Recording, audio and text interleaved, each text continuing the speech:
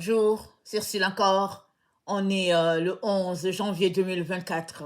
Alors, je viens sur la trompette aujourd'hui encore et je viens proclamer le retour de notre Seigneur Jésus-Christ. Amen et alléluia. Soyons tous bénis, soyons remplis de sa joie. Amen. Heureux les débonnaires. Amen. Car ils hériteront la terre. Amen. Matthieu 5. Alors, voyant la foule, Jésus monta sur la montagne et après qu'il se fut assis, ses disciples s'approchèrent de lui. Puis, ayant ouvert la bouche, il les enseigna et dit, heureux les pauvres en esprit, car le royaume des cieux est à eux. Heureux les affligés, car ils seront consolés. Heureux les débonnaires, car ils hériteront la terre. Heureux ceux qui ont faim et soif de la justice, car ils seront rassasiés. Heureux les miséricordieux, car ils obtiendront miséricorde. Heureux ceux qui ont le cœur pur, car ils verront Dieu. Heureux ceux qui procurent la paix, car ils seront appelés fils de Dieu. Heureux ceux qui sont persécutés pour la justice, car le royaume des cieux est à eux. Heureux serez-vous lorsqu'on vous outragera, qu'on vous persécutera, et que l'on dira faussement de vous toutes sortes de mal à cause de moi. Réjouissez-vous et soyez dans l'allégresse, parce que votre récompense sera grande dans les cieux, car c'est ainsi qu'on a persécuté les prophètes qui ont été avant vous. Amen et alléluia. Donc, voilà ce sermon de notre Seigneur Jésus-Christ, Amen, à ses débuts, quand il a commencé à rassembler la foule, n'est-ce pas? Il leur parlait d'un message contraire à ce qu'ils connaissaient. Alors, le peuple avait la loi de Moïse, et la loi de Moïse disait œil pour œil, dent pour dent. Et voici Jésus qui vient, et il parcourait les contrées, et il dit aux gens de faire ce qu'ils sont habitués, il dit aux gens de faire le contraire de ce qu'ils sont habitués à faire. Et ça, je peux vous dire que c'est un choc, n'est-ce pas? Toute une controverse, parce qu'Israël a été éduqué à frapper quand son frère le frappe. Il a été éduqué à insulter quand son frère l'insulte. Il a été éduqué à retorquer. C'est-à-dire, si quelqu'un te fait quelque chose, il faut retorquer. Mais entre vous et moi, ça ne devait pas être une vie si facile à vivre. Amen. Ça ne devait pas être une vie si facile à vivre. Parce que c'est écrit œil pour œil, dent pour dent. Alors, quand tu vis dans une atmosphère comme ça, c'est-à-dire tu t'organises évidemment pour te tenir droit afin qu'il n'y ait pas des querelles ou des disputes qui arrivent. Et si par hasard il y a une dispute qui arrivait, alors la première personne qui laisserait aller une claque devrait s'attendre à recevoir une claque en retour. C'est-à-dire le peuple devait s'attendre constamment dans une attitude, devait s'attendre constamment dans une situation où les querelles éclateraient. Et ce n'est pas une atmosphère de paix. Amen. Ce n'est pas une atmosphère de paix du tout. Si on n'est pas prêt à pardonner quand l'autre nous a frappés. Et Jésus-Christ de dire, heureux, attendez, je vais aller au texte de débonnaire. Heureux les débonnaires, car ils hériteront la terre. Alors, le débonnaire, c'est quoi? Être débonnaire, c'est le caractère pur d'une grande bonté. C'est une tendance à se montrer favorable et secourable à autrui. Et le contraire du débonnaire, c'est méchant, c'est cruel. Alors, quelqu'un qui est débonnaire, il aura toujours tendance à pardonner, à laisser aller. Il aura toujours tendance à user de bonté, être miséricordieux, compatissant, et il aurait tendance tout le temps, à passer l'éponge sur la situation afin que la paix soit. Amen. Et Jésus-Christ dit à une telle personne, la terre lui est réservée. Amen. Pourquoi? Parce que ce qui a mis notre terre dans une situation telle qu'elle est, c'est les disputes et les querelles. N'oublions pas, n'est-ce pas, les anges déchus, ils ont d'abord manqué de considération envers Dieu. Amen. Et une fois sur la terre, ils sont venus corrompre la race humaine, encore une attitude qui oppose Dieu. Et dans le jardin, alors qu'il y avait paix, dans le jardin d'Éden, alors qu'il y avait paix, quand l'adversaire s'est manifesté, il y avait cette situation de discorde entre Adam et Ève, à cause justement du péché qui s'est introduit. Et puis, le péché a tendance, n'est-ce pas, à séparer les gens, à mettre une barrière, un mur entre des frères, des sœurs. Et Jésus-Christ est venu pour ôter l'offense et pour amener les enfants de Dieu dans une relation saine avec leur Père. Et le peuple, ce n'était pas quelque chose qu'ils entendaient. Ce n'était pas quelque chose qu'ils étaient habitués à entendre. Mais qu'est-ce que Jésus-Christ était en train de faire? Il était en train de reprogrammer leur cerveau. Amen. Il était en train de reprogrammer leur façon de penser, leur façon de concevoir la vie, afin que la paix de Dieu règne en eux et que le règne de Dieu soit. Amen. Parce que le règne de Dieu est un règne de paix. C'est un règne de calme, un règne éternel où il fait bon vivre, n'est-ce pas? Où le lion sera dans le même gîte que l'agneau, où le serpent sera avec l'oiseau, la colombe, sans qu'il y ait un problème, un règne de paix. Mais la paix, ça se développe. Amen, ça se développe. Et chacun est responsable de créer une attitude de paix en lui, ou plutôt de garder une attitude, au fait, de querelle et de dispute. Et Jésus, amen, parlant au peuple, était tout simplement en train de les encourager, amen, à amener le royaume de Dieu en eux. Jésus-Christ, rappelez-vous, il leur a dit, le royaume de Dieu ne vient pas de manière à frapper les regards. On ne dira pas, il est par-ci, il est par-là, il est non. Il dit, le royaume de vous, le royaume de Dieu, il est en vous, il est en tous, il est à l'intérieur de vous. Et quand il est à l'intérieur, ce n'est pas dans une attitude de dispute, de querelle. Amen. C'est dans une attitude de paix, de tranquillité. Déjà, avant même que tu sois en contact avec une personne extérieure, amen, avant que tu sois en relation avec une personne extérieure, une relation de paix avec une personne extérieure à toi, il faudrait que tu aies la paix avec toi-même. Très souvent, il y a des gens, ils ne sont même pas en paix avec eux-mêmes. Ça bouillonne toujours à l'intérieur.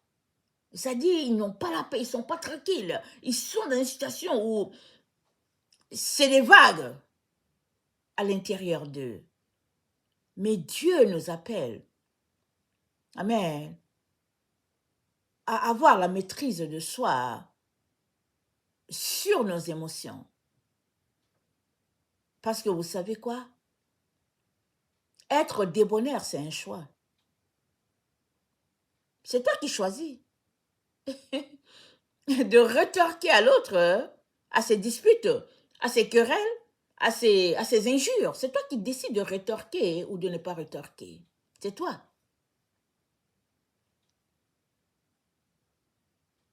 Et ça, le Seigneur nous amène, n'est-ce pas, alors qu'on marche avec lui, à une étape où on devrait avoir la paix avec nous-mêmes, une paix en soi. Amen. Alors, dans Ésaïe 30, le verset 15, on va regarder certains passages, n'est-ce pas? Dans Ésaïe 30, le verset 15.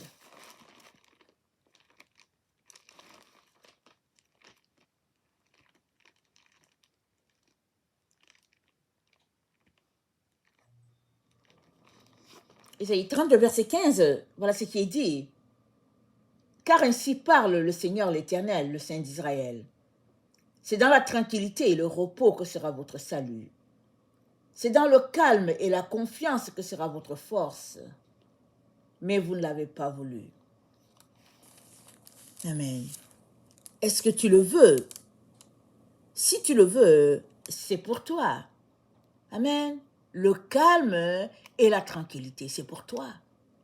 Parce que ta force, amen, vient du fait que tu es calme, que tu es tranquille et que tu es en repos.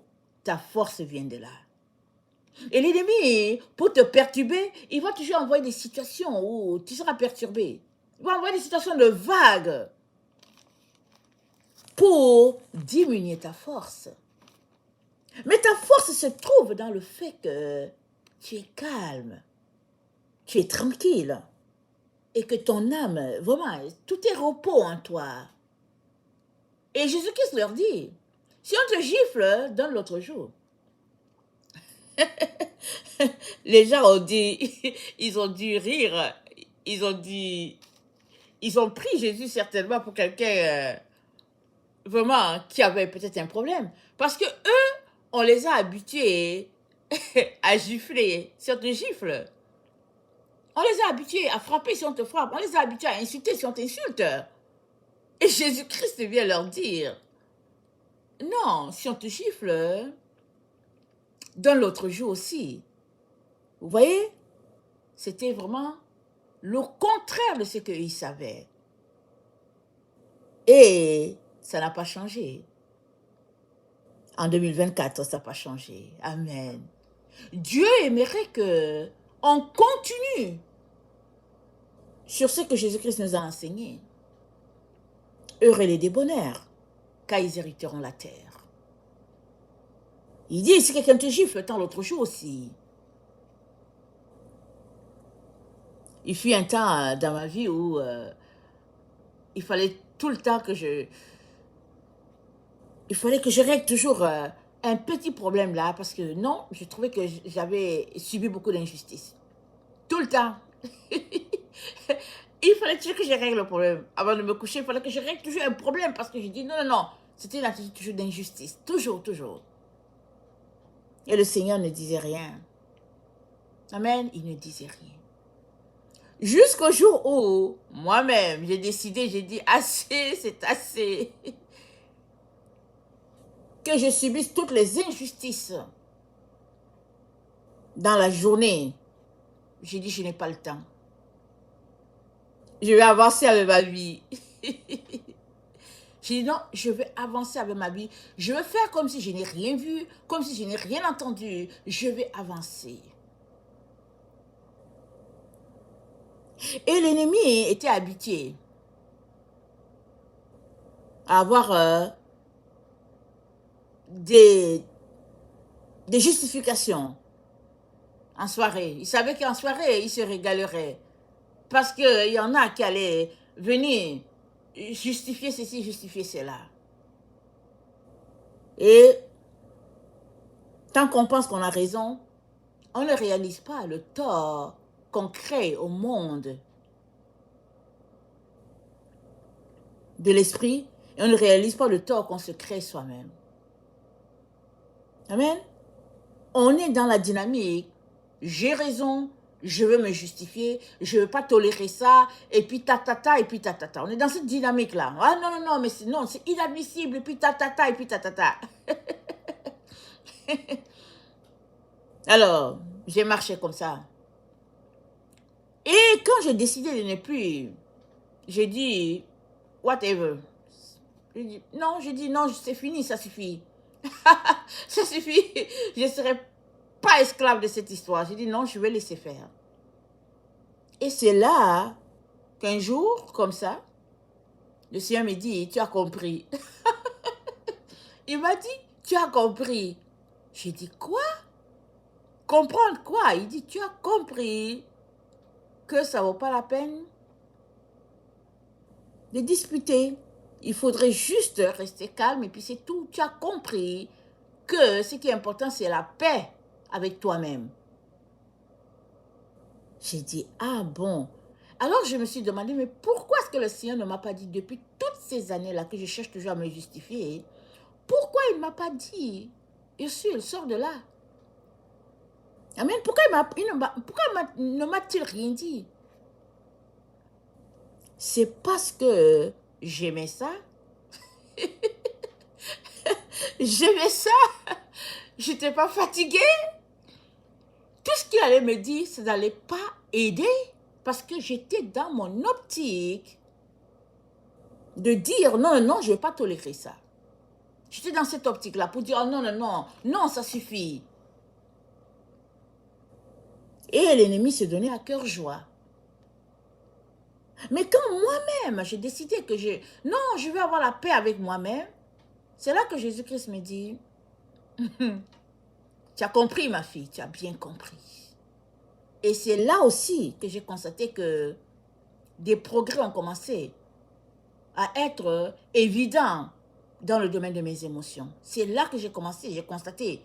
Je me suis dit, oh non, j'aurais dû commencer ça depuis longtemps. J'aurais dû prendre ce chemin-là depuis longtemps.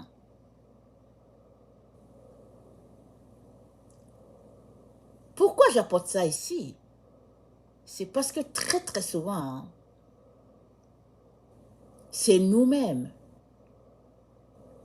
qui créons l'attitude de dispute. Amen. C'est nous-mêmes qui créons l'attitude de secousse à notre être intérieur. Parce que le Seigneur nous a appelés à être calmes. Il dit, c'est dans le calme et la tranquillité que sera votre force. Et quand le Seigneur m'a dit, tu as compris? Amen. C'est là que j'ai découvert qu'il y avait plusieurs passages qui parlaient des querelles et des disputes dans la Bible. Avant cela, je ne les voyais pas, ces passages-là. Je n'étais pas concernée. Je ne les voyais pas. Parce que j'étais toujours dans le mode de je vais régler ça.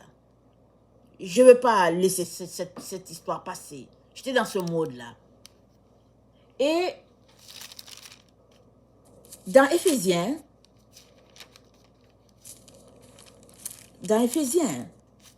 attendez, je vais regarder le passage. Au verset, pardon, Éphésiens 5, au verset 6, c'est dit que personne ne vous séduise par le vain discours, car c'est à cause de ces choses que la colère de Dieu vient sur les fils de la rébellion. Amen. Les vains discours, c'est les situations de disputes qui ne mènent nulle part. Mais on veut juste prouver notre point. On veut juste dire, oh non, non, non, non, non, je n'accepte pas ça et puis tout ça. Du point de vue humain, on peut avoir raison. De dire, non, non, non, je n'accepte pas ça. Je ne peux pas tolérer ça du point de vue humain. Mais du point de vue de Dieu, Dieu dit, et la paix avec tout le monde. Il dit, recherchez la paix avec tous. Recherchez la sainteté et la paix envers tous. Sinon, vous ne verrez pas Dieu. Et quand on lit les passages, on voit, c'est rempli. Un peu partout que Dieu nous dit de ne pas entrer sur le chemin des disputes, des querelles. Et puis de laisser ceux-là qui aiment les querelles sur leur chemin, de sortir de là. Mais, tant qu'on pense qu'on a raison, on va toujours dire non, je dois régler ce problème. Je dois régler ce problème. Et dans Ézéchiel 14, dans Ézéchiel 14, au verset 6, Ézéchiel 14, au verset 6, voilà ce qu'il dit. C'est dit, attendez, Ézéchiel 14, c'est pourquoi dit à la maison d'Israël, ainsi parle le Seigneur l'Éternel, revenez et détournez-vous de vos idoles, détournez les regards de toutes vos abominations. Amen. Souvent, notre état d'esprit, c'est une idole. On veut tellement prouver qu'on a raison. C'est une idole. Et on est toujours là, au même point. On attend juste le moment. Quand le soir vient, on dit non, on va régler les problèmes de la journée. Au lieu de prendre sa Bible pour lire, au lieu de prendre le temps pour prier, au lieu de passer le temps à louer Dieu, on veut régler les problèmes de la journée. Et quand on finit de régler les problèmes de la journée, c'est l'heure de dormir, on dort. On dit, ok, la Bible dit de ne pas dormir dans la colère, alors on se demande pardon. Et puis demain, même saga. Situation différente, mais même saga. L'ennemi est content. Il est content parce qu'il sait que... il sait que quand le soir va venir, au lieu qu'on soit en train de lire la Bible, ou bien en train de louer Dieu, on va aller régler un problème. Mais cela a pris fin le jour où j'ai dit assez, c'est assez. Je ne veux plus aller sur ce chemin-là. J'ai dit, moi, j'ai mieux à faire. Et quand j'ai dit j'ai mieux à faire, qu'est-ce que je faisais? J'ai décidé que tous les soirs, avant de me coucher, je vais passer tel nombre d'heures avec le Seigneur avant de me coucher. J'avais décidé tout simplement. Et c'était parti comme ça. J'ai dit non, je n'ai pas le temps pour ça. Mon Jésus est plus précieux que cette histoire. Et puis, ça fait quoi? Si je subis, ça fait quoi? Amen. Et ce n'est que là que Jésus a dit, tu as bien compris. Tu as bien compris. Et souvent, on ne réalise pas l'idole qui est là. C'est peut-être pas un bijou, c'est peut-être pas une star de Hollywood, mais souvent, c'est dans notre cœur, c'est dans notre caractère, c'est au niveau de nos émotions. Ça peut être une idole qui est là et puis on se dit, ah non, je ne tolère pas ça. Oh non, non, non, trop c'est trop, assez c'est assez, oh non, non, non. Et on est là-dedans. Jusqu'au jour où on décide, on dit, assez c'est assez. À partir de ce moment-là, on sortira de là. Pourquoi? Parce que nous-mêmes, on a enlevé l'emprise de l'ennemi sur nous. La victoire vient à partir de là. Et Dieu dit à Israël, détournez le regard de toutes vos abominations. Il dit, revenez, détournez-vous de vos idoles. Combien d'idoles as-tu en toi? Amen. Combien d'idoles as-tu en toi? On ne pourrait pas les compter, n'est-ce pas? Mais si tu choisis de bâtir ta relation avec Jésus, il va te montrer toutes les idoles qu'il y a dans ta vie. Et puis, un à un, il va t'en délivrer. Ça va prendre le temps que ça va prendre. Mais il va t'en délivrer. Amen. Alléluia. Alors, on a cette situation-là que Dieu nous présente très bien. Amen. Élie dans la grotte. Amen. 1 Roi 19, le verset 11. 1 Roi 19.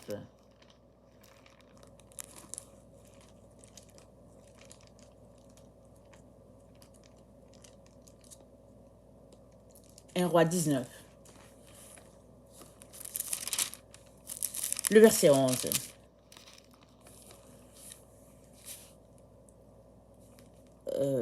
Attendez. L'Éternel dit, parlez à Élie, n'est-ce pas? L'Éternel dit, sors et tiens-toi dans la montagne devant l'Éternel. Et voici, l'Éternel passa. Et devant l'Éternel, il y eut un vent fort et violent qui déchirait les montagnes et brisait les rochers. L'Éternel n'était pas dans le vent. Et après le vent, ce fut un tremblement de terre. L'Éternel n'était pas dans le tremblement de terre. Et après le tremblement de terre, ce fut un feu. L'Éternel n'était pas dans le feu. Et après le feu, un murmure doux et léger. Quand Élie l'entendit, il s'enveloppa le visage de son manteau. Il sortit et se tint à l'entrée de la caverne. Et voici, une voix lui fit entendre ces paroles. Que fais-tu ici?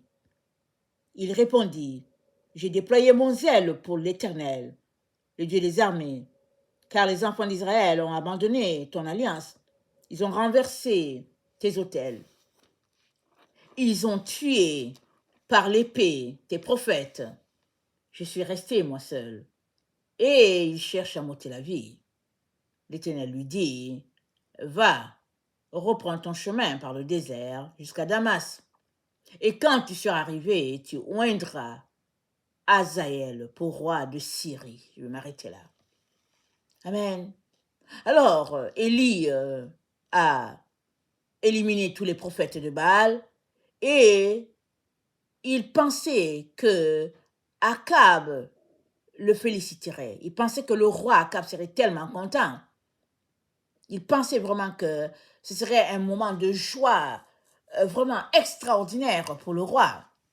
Si on remonte la scène, après les prophètes de Baal, après que le feu est descendu du ciel pour consumer l'offrande, le sacrifice, après que la pluie a commencé à tomber, tous ces miracles-là, Dieu a fait. Élie se disait, le roi Akab serait content. Il se disait, certainement, ça allait faire que le roi Akab allait se détourner de Dieu. Élie s'est dit cela. Parce que Élie a couru devant le roi. Il courait devant le roi. Alors que le roi était dans le char, Élie courait devant le roi. En signe de serviteur. Mais une fois que Akab est entré dans sa maison, Jézabel a dit, Akab a parlé à sa femme Jézabel. Et comme c'est Jézabel qui gérait le pays, Jézabel a dit, en tout cas, où est cet Élie là? Il va voir si je ne veux pas lui faire la même chose qu'il a fait au prophète de Baal. C'est-à-dire, Jézabel a dit, Élie va voir si je ne veux pas le tuer. Waouh! Et Élie a été pris de peur. Et il a fui. Il est allé se réfugier dans la grotte. Il a connu des moments dépressifs. Et il est allé se réfugier dans la grotte. Et maintenant, Dieu lui fait une expérience. Dieu lui fait découvrir quelque chose d'extraordinaire. Il n'était pas dans les tremblements de terre. C'est-à-dire, il n'était pas dans quelque chose de gros, de grandiose là. Non, Élie n'a pas vu Dieu. Il n'a pas vu la présence de Dieu, voilà. Dans le feu, il n'a pas senti Dieu non plus. Dans le vent violent, Élie n'a pas senti Dieu non plus. Toutes ces choses, c'est-à-dire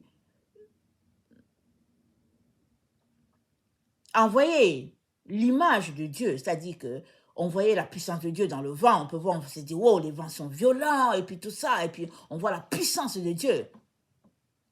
Mais quand est venu le moment pour Élie d'entendre Dieu, c'était dans le calme.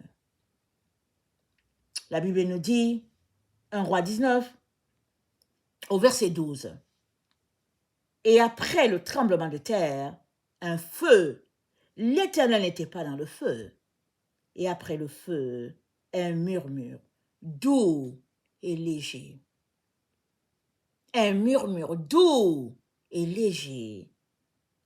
Quand Élie entendit cela, il s'enveloppa le visage de son manteau. Il sortit et se tint à l'entrée de la caverne. Et voici, une voix lui fit entendre ces paroles. « Que fais-tu ici, Élie ?» Amen. Ce n'est que dans le calme que l'on peut entendre Dieu. Juste dans le calme. Parce que dans les vacarmes, souvent ce n'est pas Dieu qu'on entend, mais dans le calme. Souvent dans mes moments de détresse, amen, j'aime tout simplement venir m'asseoir pour dire, papa, je suis là, c'est tout. C'est tout. J'aime venir m'asseoir et dire, papa, je suis là, c'est tout. Je veux juste m'asseoir, c'est tout. Des moments qui peuvent durer et durer et durer. Et on n'aimerait pas se lever, mais on est un parent, on doit se lever. C'est les meilleurs moments. Les moments où tout est calme. Où tu n'attends rien, tu n'espères rien. Tu veux tout simplement t'asseoir devant Dieu et c'est tout. Et il aime ces moments-là. Parce que c'est dans ces moments-là qu'il vient te ressourcer. Et c'est dans ces moments-là que tu vas l'entendre.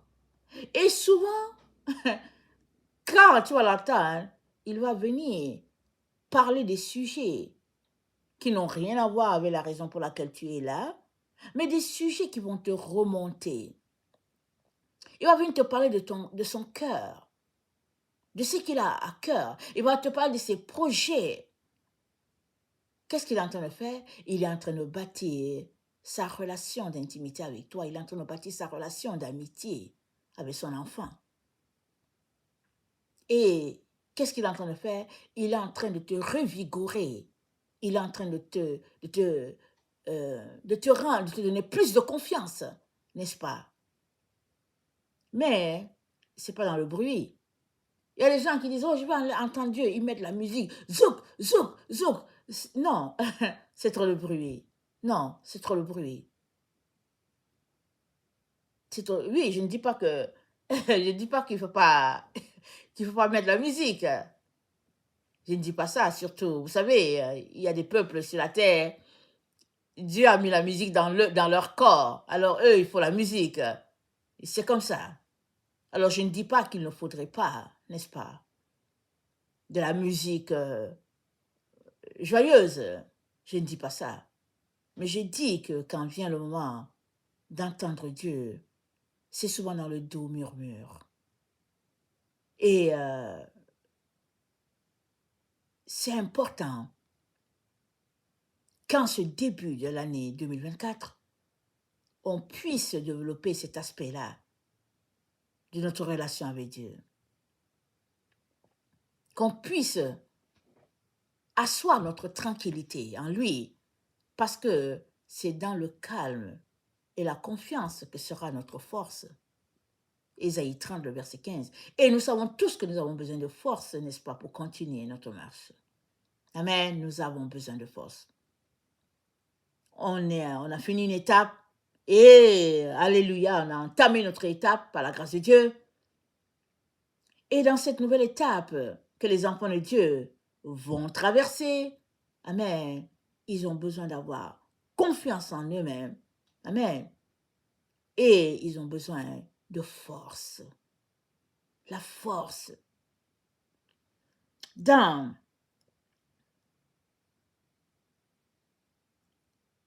Philippiens, j'ai cité un verset de psaume, je l'ai oublié de le noter. Mais bon, David a dit, « Mon âme, pourquoi t'as battu au-dedans de moi? » Amen, je suis en pleine Je ne sais plus c'est quel psaume, mais vous allez regarder cela. David a dit, mon âme, pourquoi t'as battu? Quand l'âme est abattue, on n'entend pas Dieu. Amen, on n'entend pas Dieu. L'âme est trop abattue. On a besoin de le rendre joyeux. On a besoin d'être dans un état de calme pour pouvoir saisir les fréquences du Père. Et on sera étonné, amen, de recevoir les vagues de son amour. Et ça, c'est dans une attitude de paix et de calme. Dans Genèse, on connaît l'histoire, n'est-ce pas, de Jacob et de son fils Joseph. Joseph a été vendu par ses frères. Ils ont gardé le secret. Ils n'ont jamais dit à leur père qu'ils ont vendu Joseph. Ils ont fait croire à leur père que Joseph était mort. Et ils ont gardé le secret. Quelle complicité dans le mal. Quelle complicité dans le mal. Vous voyez comment le cœur peut être mauvais, n'est-ce pas, à ce point-là. Mais ils ont gardé le secret. Il y a souvent des enfants qui venaient qui disaient, papa, arrête de pleurer.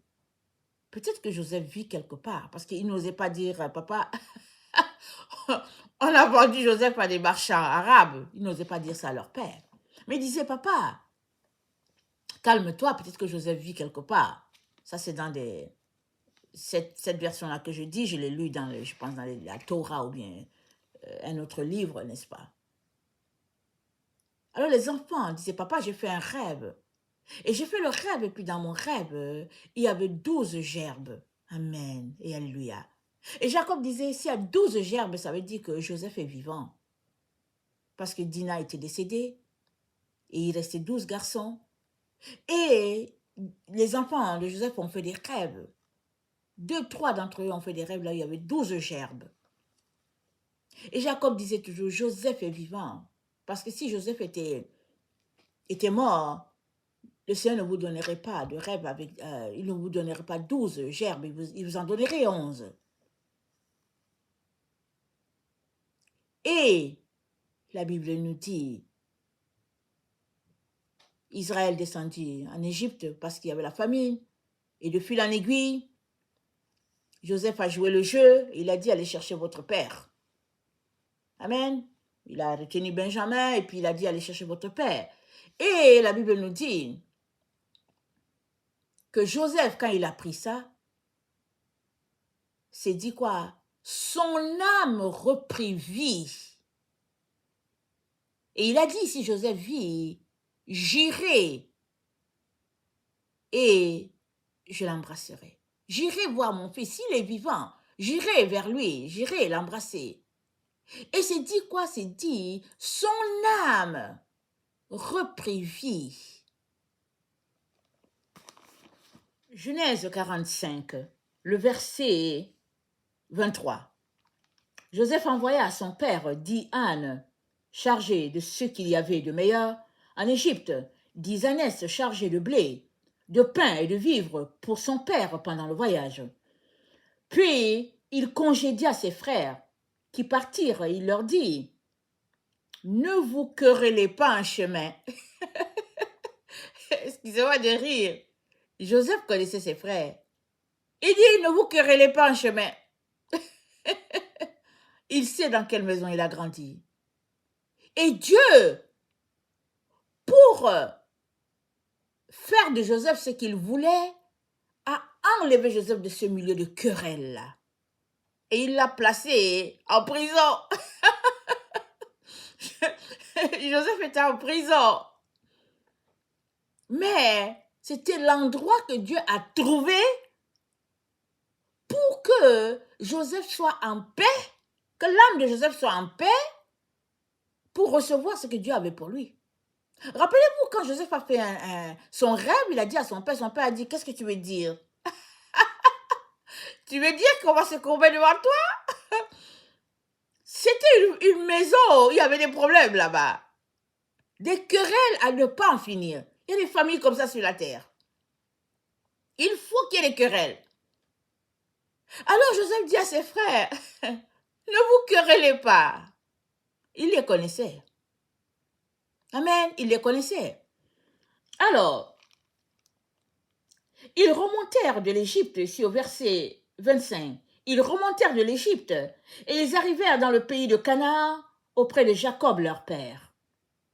Ils lui dirent, Joseph vit encore, et même c'est lui qui gouverne tout le pays d'Égypte. Mais le cœur de Jacob resta froid parce qu'il ne le croyait pas.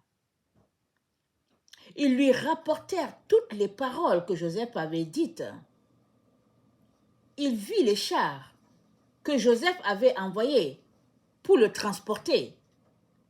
C'est alors que l'esprit de Jacob, leur père, se ranima. Et Israël dit, c'est assez. Joseph, mon fils, vit encore, j'irai et je le verrai avant que je meure.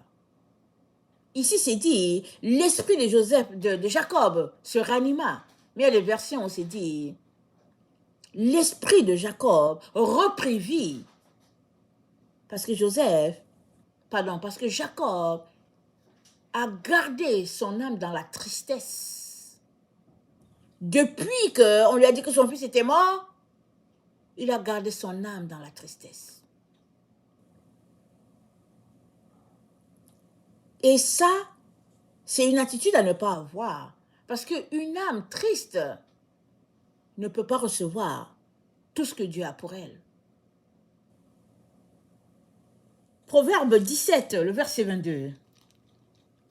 Un cœur joyeux est un bon remède, mais un esprit abattu dessèche les eaux. Je répète, un cœur joyeux est un bon remède, mais un esprit abattu dessèche les eaux. Les eaux de Jacob s'étaient desséchées. Amen. Jacob s'est renfermé dans la tristesse. Et nous ne savons pas combien d'années Joseph a fait un tour en Égypte avant de voir son père. Mais nous savons qu'il a fait au moins, je ne sais pas si c'est 13 ou 14 ans en prison. Alors si on calcule le nombre de temps où Joseph est parti, disons que ça peut faire au moins 15 à 16 ans que Joseph est parti, qu'il a quitté son père. Et pendant 15 à 16 ans, Jacob était triste. Quel gâchis! Pendant 15 ans, quel gâchis, n'est-ce pas? Quel gâchis! Parce qu'avec un cœur triste, on manque beaucoup de choses. Et Dieu, vous savez, Dieu a essayé de dire à Jacob que son fils était vivant. Il a donné des rêves. Et dans les rêves, il a donné 12 gerbes. Ceux qui rêvaient, ils ont dit, papa, on a rêvé, il y avait 12 gerbes. Et Jacob comprenait que Joseph était en vie à quelque part. Raison suffisante, n'est-ce pas, pour être joyeux? Mais la Bible nous dit, on vient de le lire. Jacob a dit, d'abord les gens lui ont parlé, il est resté, il n'a pas parlé, il n'a pas agi. Et après, son esprit s'est animé en lui, il a dit, Joseph est vivant, je vais aller. Je vais aller le voir avant de mourir. Il a aussi vu les chars qui étaient là. Il vient de réaliser que son fils était devenu un grand et que le rêve de Joseph était là devant lui parce que Joseph lui avait partagé cela. Proverbe 15, le verset 13. Proverbe 15, le verset 13. Un cœur joyeux rend le visage serein, mais quand le cœur est triste, l'esprit est abattu. Je vais répéter. Un cœur joyeux rend le visage serein, mais quand le cœur est triste, l'esprit est abattu. Amen. Quand le cœur est triste, l'esprit est abattu. Or, c'est dans ton esprit que Dieu entre en communication avec toi. Et si ton esprit est triste, voilà la voix avec laquelle Dieu communique avec toi a un problème. Il y a des obstacles sur le chemin. Parce que la tristesse, c'est une zone de ténèbres. C'est un spot ténébreux. Mais quand Dieu communique avec toi, c'est dans la lumière. Voilà pourquoi c'est bon de louer l'Éternel. C'est bon de le célébrer. C'est bon, amen, d'entrer dans l'acclamation devant notre Dieu, d'entrer en communion avec lui par des psaumes, des proverbes. C'est parce que les psaumes, nous savons que David était rempli de l'Esprit de Dieu, n'est-ce pas?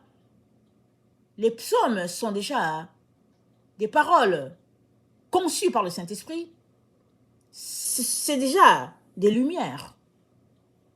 Mais si ton esprit est triste, c'est un spot ténébreux qui est là. Est-ce que ça veut dire que Dieu ne te parle pas? Il se pourrait que Dieu est en train de te parler et tu n'entends pas. Parce que ce spot de ténèbres-là se dresse entre Dieu et toi. Tu n'entends pas Dieu. Et puis c'est là. Il est donc très très important d'avoir une attitude, un esprit joyeux. Amen. Et notre frère Paul nous le dit dans Philippiens 4, n'est-ce pas? Au verset 4, il nous dit, réjouissez-vous toujours dans le Seigneur. Je le répète, réjouissez-vous. Amen. Philippiens 4, le verset 4, réjouissez-vous toujours dans le Seigneur. Je le répète, réjouissez-vous, que votre douceur soit connue de tous les hommes. Le Seigneur est proche. Ne vous inquiétez de rien. Mais en toute chose, faites connaître vos besoins à Dieu par des prières et des supplications avec des actions de grâce.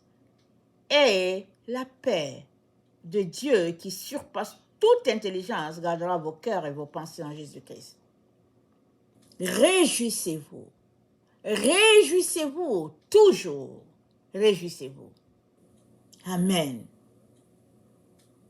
Voilà la parole de Dieu pour nous.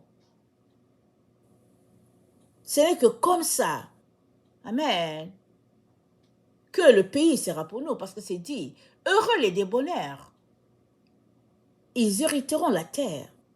Et un débonnaire, c'est quelqu'un qui est miséricordieux, qui est compatissant, qui travaille de manière à semer toujours la paix, maintenir cette atmosphère-là, amen, et qui dit paix, amen, dit communion avec Dieu, dit tranquillité.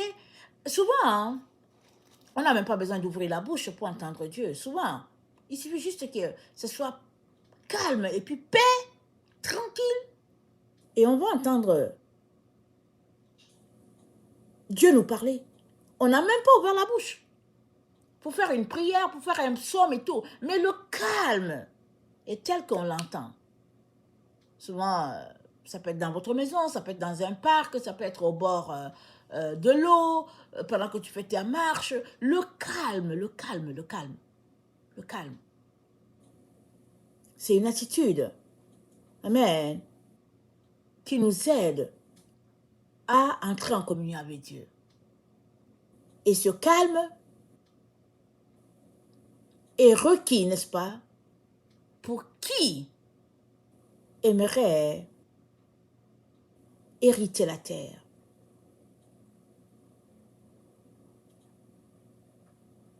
C'est toi qui décides de céder à tes émotions ou ne pas céder. C'est toi, c'est toi qui décides de céder à tes émotions, aux émotions négatives ou bien plutôt garder cette attitude de réjouissance devant le Seigneur en toutes choses. C'est toi. C'est toi. Tu peux décider de céder à une injure, rétorquer pour dire, ok, il m'a insulté, je l'insulte aussi. Ou bien, il m'a insulté, je fais comme si je n'ai pas entendu. Je continue mon chemin. C'est toi qui décides.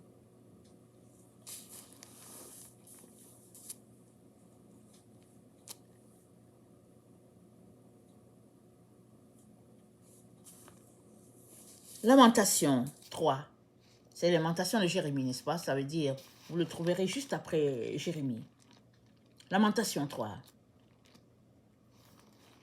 Au verset 24.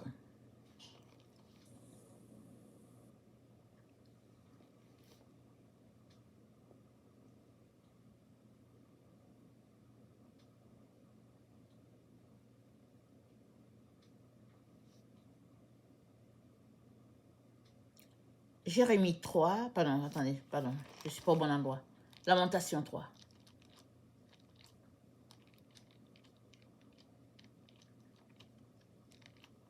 Lamentation 3, le verset 24.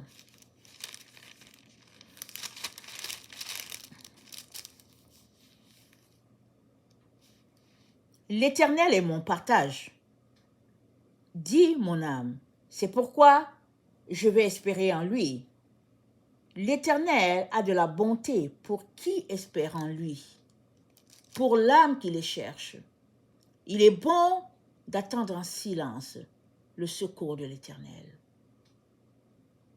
Il est bon d'attendre en silence le secours de l'Éternel. Élie était dans la détresse, perturbé. Il y a eu un grand vent, il y a eu un tremblement de terre, il y a eu le feu, tout ça. Mais quand il y a eu le doux murmure, cette paix, cette tranquillité, Élie s'est couvert le visage parce qu'il a senti la présence de Dieu. Une présence qui a approché, il l'a senti. Et c'est là qu'il a entendu aussi la voix lui dire, « Que fais-tu là? Que fais-tu là, Élie? »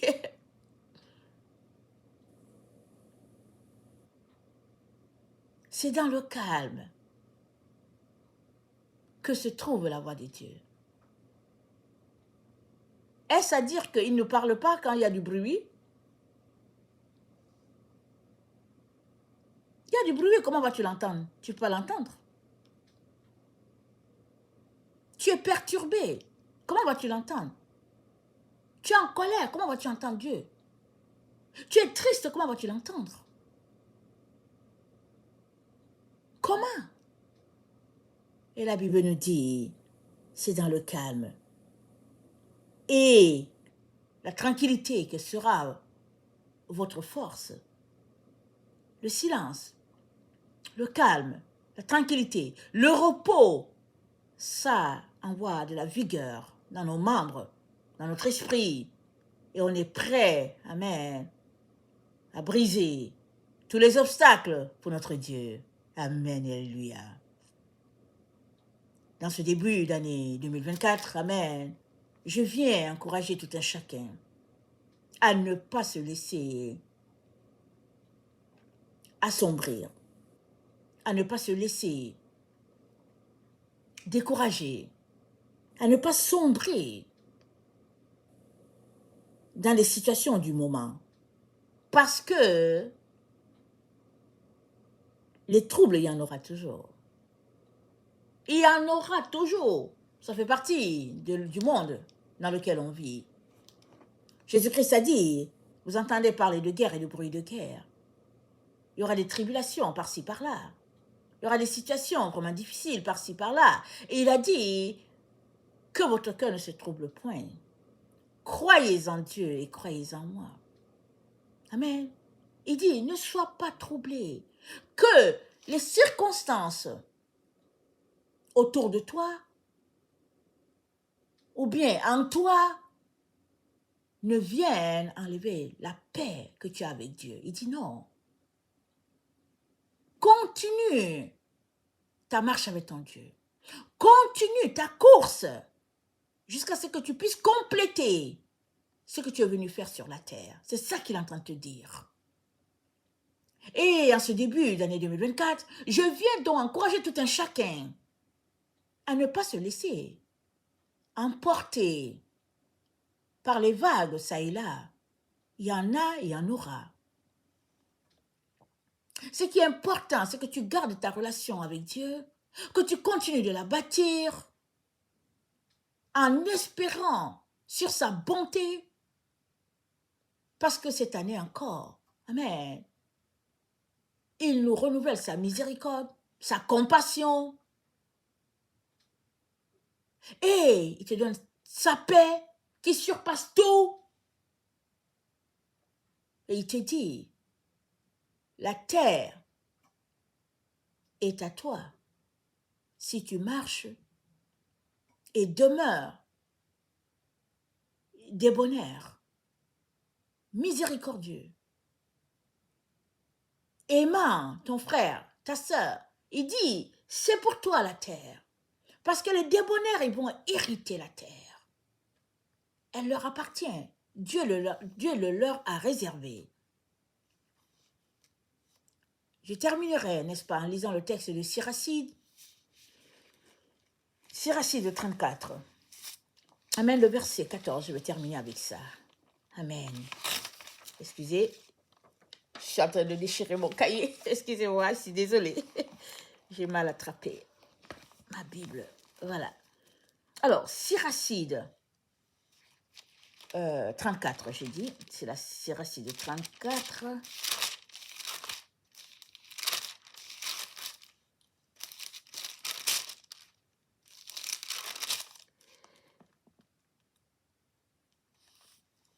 Au verset 14. Ceux qui craignent le Seigneur auront longue vie, car leur espérance repose sur celui qui peut les sauver. Celui qui craint le Seigneur n'a rien à redouter. Jamais il ne s'effraie, car c'est lui son espoir. Heureuse l'âme de celui qui craint le Seigneur. Sur qui s'appuie-t-il? Qui est son soutien? Les regards de Dieu sont sur ceux qui l'aiment. Bouclier puissant, soutien vigoureux. Abri contre le vent brûlant, ombrage contre les feux de midi. Sauvegarde contre les obstacles, protection contre la chute. Il élève l'âme et fait briller le regard, en procurant guérison, vie et bénédiction. Amen et Alléluia. Que le Seigneur bénisse sa parole. Maranatha, Jésus revient. Amen. Soyez tous bénis. Amen.